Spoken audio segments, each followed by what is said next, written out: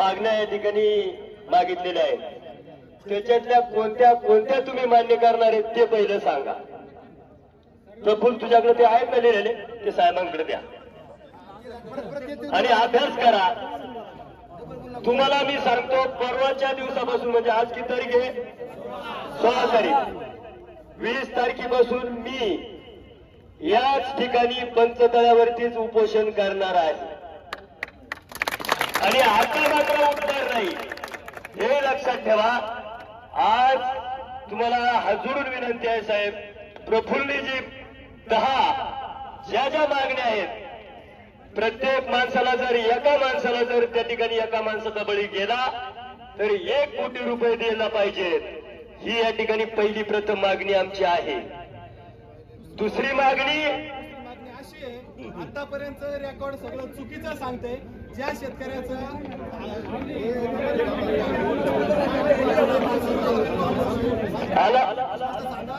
मी या ठिकाणी परत एकदा सांगतो, दाहीच्या दाही पण या प्रफुल्लने या ठिकाणी मागण्या मागितलेल्या आहेत. साहेब परत एकदा हात जोडून विनंती आहे, मी याच ठिकाणी पंचतळावरती या ठिकाणी उपोषण करणार आहे आणि सगळी मंडळी आम्हाला या ठिकाणी शहर तालुक्याचा भाग या ठिकाणी आहे. जुन्नर आहे, आंबेगाव आहे, शिरूर आहे, पारनेर आहे, हे 4ही तालुक्यांचा भाग या ठिकाणी असल्यामुळं याच ठिकाणी मी उपोषणाचा निर्णय घेतलेला आहे. तुमच्या या दाहीच्या दाही मागण्या या ठिकाणी तुम्ही कोणत्या मान्य करणार हे या ठिकाणी प्रथम सांगा. हॅलो, ते मागण्याची जी चिठ्ठी आहे ती आमच्याकडे तुम्ही निश्चितपणे द्या. त्याचं या ठिकाणी साहेब ऐका ना, त्या मागण्यांचं निवेदन आम्ही तुम्हाला देऊ. आता काय आले, निवेदन आम्ही तयार केलं, ते भिजले. आता ज्या मागण्या मांडलेल्या आहेत त्या आम्ही ऑफिसला पोच करतो. परिक्षेत्रामध्ये यांच्याकडे सद्यस्थिती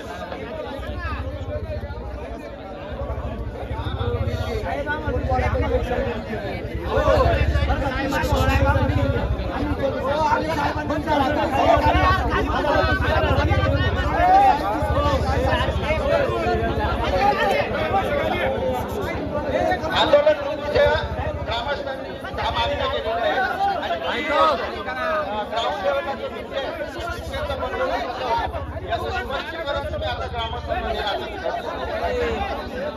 यामध्ये निश्चितपणे सकारात्मकपणे त्याचा अभ्यास केला जाईल आणि ते जेवढ्या गोष्टी वन विभागाच्या अखत्यारीत येतात त्या निश्चितपणे तत्काळ करण्यात येतील.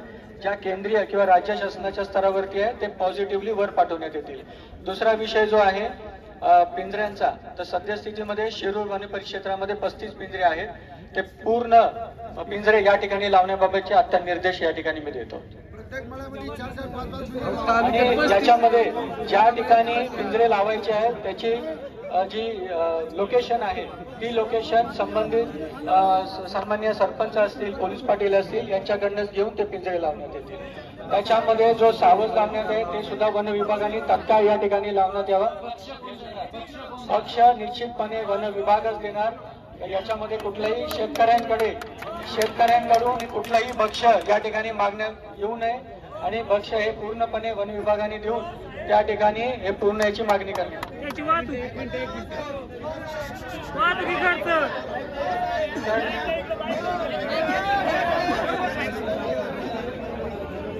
हॅलो, ज्यावेळेस तुम्ही जुन्नरची घटना घडली होती त्याला आम्हाला सांगितलं होतं का आम्ही रातोरात त्याला मारण्याची परमिशन आणू, त्याला मारू, तर तुम्ही हे 2 बिबटे पकडून गेले, याचं काय करणार हे सांगा. याबाबत मारण्याची शिफारस आपण केंद्र शासनाकडे म्हणजे नागपूरच्या वन विभागाकडे केलेली आहे. त्याच्यानंतर 2 बिबट त्या ठिकाणी पकडण्यात आले होते, त्यामुळे त्याची अजून परमिशन येण्यात आली. हॅलो साहेब ऐका ना, ऐका ना, आता तुमचा स्टाफ किती आहे? स्टाफ किती आहे? कोण कुठं राहतो? शेतकऱ्यांना कोणालाच काय माहिती. तुम्ही नोकऱ्या वन खात्यात करता साहेब, ऐका 2 मिनिटं. तुम्ही नोकऱ्या वन खात्यात करता, इथं ग्राउंड लेवलला कोणीतरी राऊंड मारा, तुम्ही सिमेंटच्या जंगलात नका राहू, इथं प्रॉपर जंगलात येऊन इथं काय परिस्थिती ही पाहिजे.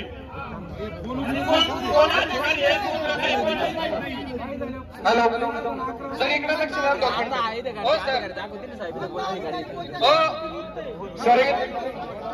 सर मी बोलतोय, माझ्याकडे लक्ष द्या. एक मिनिट सर, मी बोलतोय, तुम्ही माझ्याकडे लक्ष द्या. एक मिनिट साहेब. हो साहेब, इकडं लक्ष द्या. ज्या वेळेला तुम्ही सांगताय 2 बिबटे मारण्याची आम्ही परवानगी मागतोय, परंतु 2003 साली पहिली जुन्नर तालुक्यात मंगरुळ या ठिकाणी घटना घडली होती. लांबकड्यांचा 6 वर्षाचा मुलगा खाल्ला होता. त्यावेळेला आमच्या गावात मिलिटरी येऊन बसली होती. आम्ही 20 दिवस त्यांना बाटली घातल्या. तुमच्या समोरून वाट जातोय, तुम्ही मारत नाही. आम्हाला लेखी आश्वासन द्या. त्यावेळेला आम्ही त्या मागण्या तुमच्या खरंच मान्य आहेत असे आम्ही समजू. आणि दुसरी गोष्ट राहिली, आता इथून पुढे आम्ही रस्ता बंद नाही करणार. शिरूर तालुक्यामध्ये असतील 500 गाव, तुम्ही सांगताय 35 पिंजरे. मळे 15 वाघ आहेत आणि त्यांच्या पाठीमागे प्रत्येक जोडी मागे 4 पिल्ले. आणि तुम्ही सांगताय आम्ही मागण्या अजिबात नाही. तुम्ही हो सर, मी 2 मिनिटं बोलू द्या मला, 2 मिनिटं. तुम्ही जे सांगता ना केंद्र शासनाच्या परवानगीने हे होईल, आम्ही खासदार निवडून दिलेत, ते काय करतात? अजिबात सुद्धा कोणताच प्रतिनिधी या ठिकाणी आलाय नाही पाहिजे, एवढंही दिलं नाही पाहिजे. दुसरी गोष्ट, हा झाला बिबट्याचा प्रश्न. कोणत्या जातीचा साप वन विभागाच्या अंतर्गत मोडतो, त्याच्यावर तुमच्याकडे काय उपाययोजना आहे? 2 मिनिटं आवाज, 2 मिनिटं फक्त 2 मिनिटं. मी चुकीचं नाही बोलत, ऐका. प्रफुल्ल सर, नाही बोलायचं, फक्त या मागण्या तुम्ही लिहून घ्या. आणि ऐका ना, ज्या वेळेला बिबट्या पकडला जाईल, एक बिबट संघर्ष समिती तयार करा.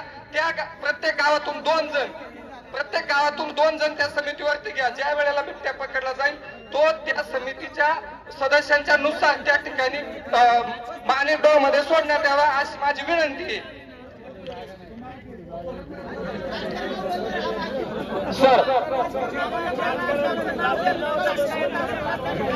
सर माझ्याकडं 1 मिनिट लक्ष द्यायचं. सर तुम्हाला विनंती आहे, मी चांदोगावचा रहिवासी आहे. मगाशी या सरांनी उल्लेख केला तुमचे वन क्षेत्र बघाल अधिकारी रहिवासी आल्याबाबत. आमच्या चांदोगावामध्ये जवळजवळ 25-50 लाख रुपये खर्च करून शासनाने तिथं कार्यालय बांधलेत, परंतु तुमचा तिथे कर्मचारी निवासी का राहत नाही याचा उत्तर तुम्हाला आम्ही आता समोर दिला पाहिजे. त्या तुमच्या कार्यालयाच्या शेजारी आमची शिंदे वस्ती राहते, सेलार वस्ती राहते. 4 दिवसापूर्वी एका गोठ्यावरती बिबट्याने हल्ला केला. गायीचं जाग्यावरती त्या ठिकाणी गाय मृत्यू पावली. त्याच ठिकाणी 8 दिवसापूर्वी एका महिलेला सकाळी महिला बाहेर आली घरातून, तर बिबट्याने तिच्यावरती जबड मारली. साईडने आडवणा केला म्हणून त्या बिबट्याने सोडलं. तिचं नाव मी तुम्हाला सांगतो, नपाई संपत वळसे.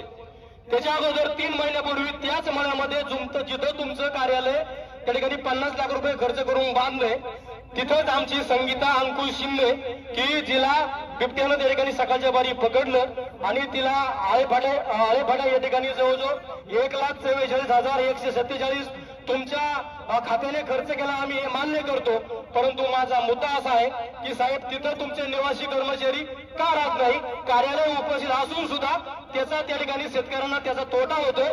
आमचे शेतकरी जसा शिवण्याचा मृत्यू झाला तसा चांदोदला एखादा मृत्यू होणार झाल्यानंतर तुम्ही जागे होणार आहेत का? हा माझा सवाल आहे. निश्चित तुमचे क्षेत्रपाल कार्यकारी अधिकारी त्या ऑफिसमध्ये 8 दिवसामध्ये त्या ठिकाणी निवासी राहत. हा खर्च शासनाने कशासाठी केला याचं उत्तर तुम्ही आम्हाला लगेच दिलं पाहिजे.